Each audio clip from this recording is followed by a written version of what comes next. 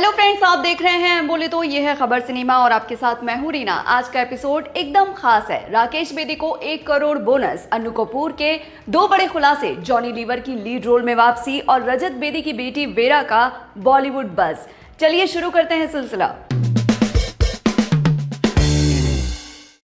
71 साल की उम्र में राकेश बेदी ने जो कर दिखाया वो बॉलीवुड में कम ही देखने को मिलता है। धुरंधर और धुरंधर द रिवेंज में पाकिस्तानी नेता जमील जमाली का किरदार निभाकर वो दर्शकों के दिलों में इस कदर घर कर गए हैं कि उनका डायलॉग बच्चा है तू मेरा एक राष्ट्रीय मीम बन गया है।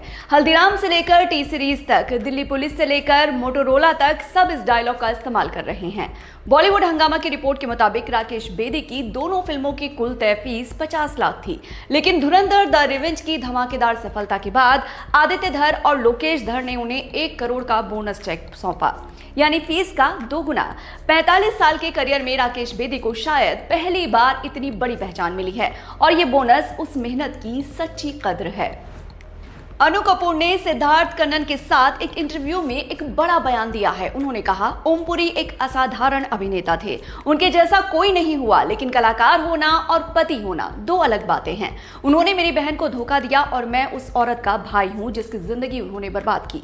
अन्नू कपूर की बहन सीमा कपूर की शादी 1991 में ओम पुरी से हुई थी। जब सीमा प्रेग्नेंट थी तब ओम पुरी ने उनका साथ छोड़ दिया और पत्रकार नंदिता से शादी कर ली। अन्नू ने बताया कि बाद में जब ओम पुरी गंभीर बीमारियों से जूझ रहे थे तब भी सीमा ने उनके एक नर्स की तरह देखभाल की। उन्होंने कहा, मुझे अपनी बहन पर भी गुस्सा था कि वो उस शख्स की तकलीफ में साथ थी जिसने उसे इतना दर्द दिया। 2017 में निधन से पहले ओम पुरी ने सीमा से फोन पर माफी मांगी थी और सीमा ने माफ भी कर दिया था। पिंकविला की एक्सक्लूसिव रिपोर्ट के मुताबिक बॉलीवुड के कॉमेडी किंग जॉनी लीवर अब एक फिल्म के लीड हीरो होंगे। फरहाद सामजी की इस नई कॉमेडी फिल्म में जॉनी लीवर एक कॉमन मैन का किरदार निभाएंगे। खास बात यह है कि सलमान खान और अक्षय कुमार समेत कई बड़े सुपरस्टार इसमें कैमियो करेंगे ताकि फिल्म में सरप्राइज एलिमेंट बना रहे। दर्शकों से हर फिल्म को अपनी कॉमेडी से रंगीन करने वाले जॉनी लीवर को आखिरकार वो मुकाम मिल रहा है जिसके वो पूरी तरह हकदार हैं। शूट टाइमलाइन और रिलीज डेट अभी घोषित नहीं हुई है, लेकिन इस खबर ने फैंस में जबरदस्त उत्साह पैदा किया है।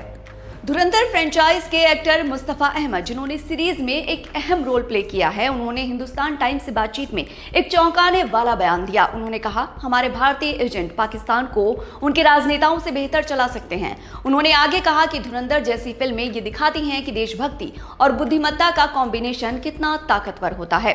मुस्तफा ने अपने किरदार के बारे में कहा कि उन्हें ये भूमिका बेहद जटिल लगी, एक ऐसा किरदार जिसकी असली पहचान आखिर तक दर्शकों से छिपी रहती है। उनके इस बयान को कुछ ने फिल्म के प्रमोशन का हिस्सा माना तो कुछ ने इसे एक दिलचस्प राय बताया।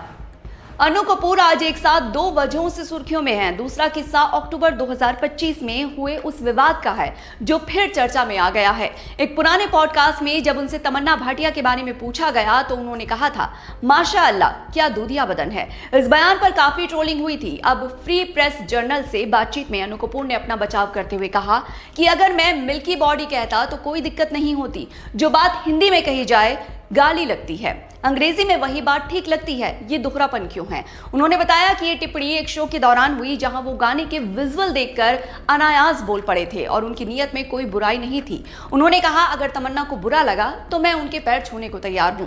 तमन्ना ने अभी तक इस पर कोई रिएक्शन नहीं दिया है।